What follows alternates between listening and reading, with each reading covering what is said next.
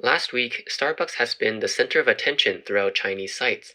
On March 10th, an online Weibo user posted a video of her Starbucks drink. In it, a live cockroach can be seen moving its antennae. Beneath, the user had even commented, "This is not the first time it's happened." In the evening of the 12th, Starbucks China made an official response to the video through their own Weibo account, claiming that the customer had ordered her drink through a third-party delivery service. After receiving the complaint, their customer service had also retrieved the surveillance footage and found no issues on their end. The drink was made in accordance to their health regulations and used a single-use sealed packaging specifically designed for delivery orders. Starbucks has also stated that they had immediately called in a third-party company to conduct a thorough investigation of the site and found no pest risks whatsoever. Furthermore, Starbucks employees have also explained that the coffee-making process would make it impossible for there to have even been a living cockroach in the first place. As such, this incident has sparked intense debate throughout social media platforms, with the original post containing over 10,000 comments. Many people doubt the legitimacy of the post and believe that it was in fact a fake post made by this user for attention, painting Starbucks in a negative light. However, the situation is still rather inconclusive. As China's coffee market continues to rise in popularity, inviting more and more new coffee shops into the Chinese market, this incident has created an unfortunate situation for Starbucks. In addition, one of Starbucks China's major investors, Alibaba, has also been under quite some pressure from the CCP. As such, Starbucks has been experiencing quite a rough time in China lately. Even a month ago, Starbucks had already been in another controversy. On February 13th, someone on Weibo posted his experience at Starbucks.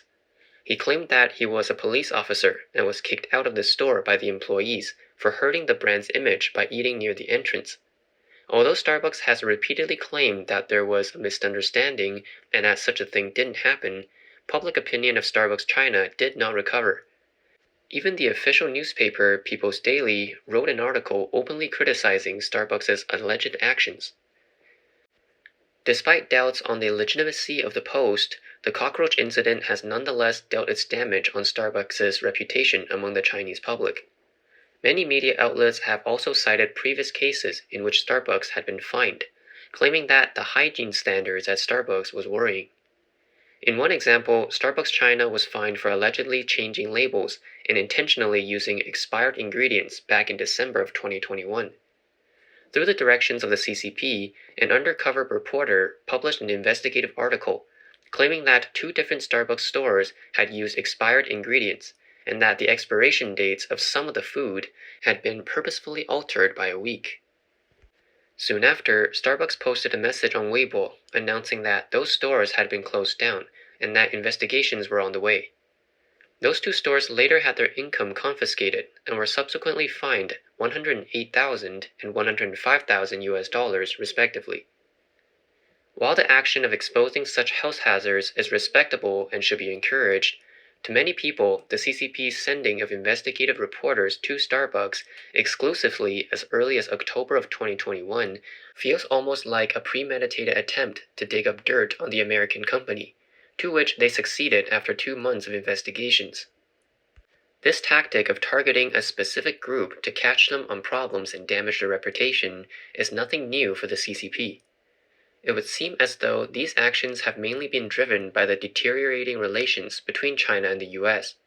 As such, the CCP may target certain American companies as a form of retaliation. For example, Tesla was also under fire in the same way last year. However, the attention that this cockroach incident has garnered is not only related to the CCP's retaliation against American companies, but may also be related to the recent additions of some large competitors in the coffee market. Since Starbucks was introduced to China in 1999, it can be confidently said that it has led the rise of coffee culture in China. As a newly emerging consumer market, China is one of Starbucks' key targets for development. As of January of 2022, Starbucks had already established over 5,500 stores in China, hiring over 60,000 local employees. From Starbucks' 2021 fiscal reports, we could see that Starbucks' Chinese market had already reached a staggering $3.79 billion in revenue, contributing around 12.7% of Starbucks' global revenue. In the report, Starbucks also emphasized that China was their fastest growing market and had become their second largest market. According to data from iMedia Research, China's coffee industry was worth $60 billion in 2021, and if the current growth continues, its value will rise to $158 billion by 2025. In the face of such a valuable market, many of China's state-owned enterprises have flooded this market as well. On February 16th, International Finance News announced that the first China Post coffee shops had officially opened in Xiamen. It has also reported that more China Post coffee shops will open in other major cities such as Beijing and Shanghai in 2022. A few days later, China's renowned food brand Tianjin Guobu Li registered Gloria Jean's coffee Tianjin to enter the coffee market in China.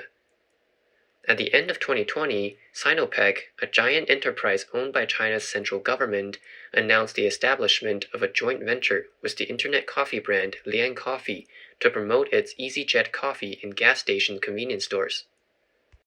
In another example, Tongren Tang, a major Chinese medicinal company, also opened up their own coffee shop called Zhima Health, incorporating Chinese medicine in their coffee.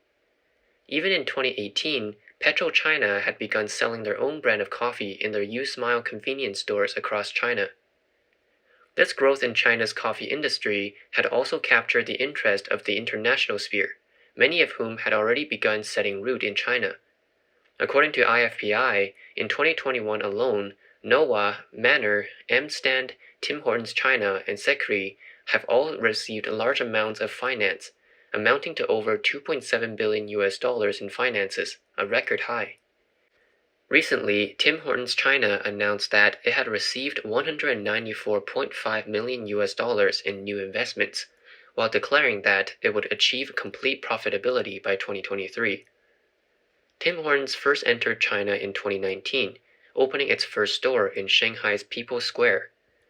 Interestingly enough, their first two customers had been waiting in line since the night before, and the lineup lasted for over 15 hours.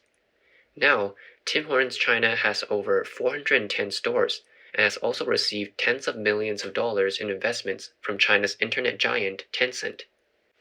Tim Hortons is aiming to open a total of 2,750 stores across China in 5 years.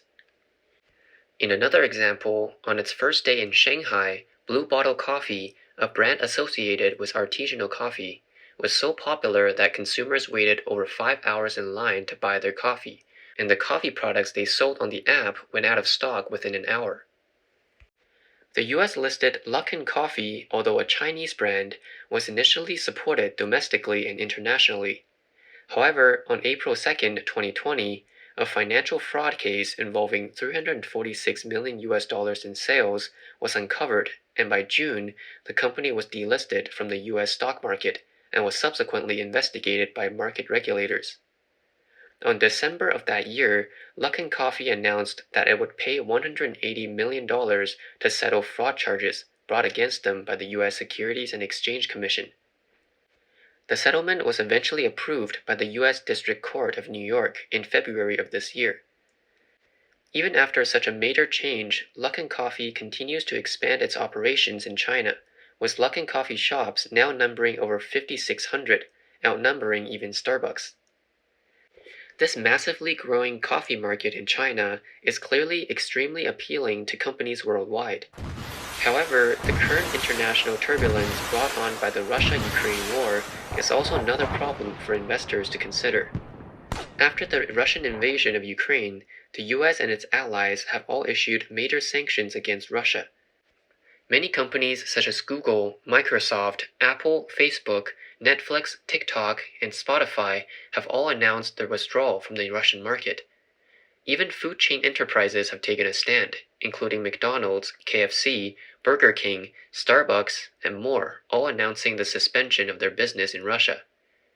However, Beijing's wavering attitudes towards Russia's invasion of Ukraine and suspicions of aiding Russia have triggered a large withdrawal of foreign investment from China.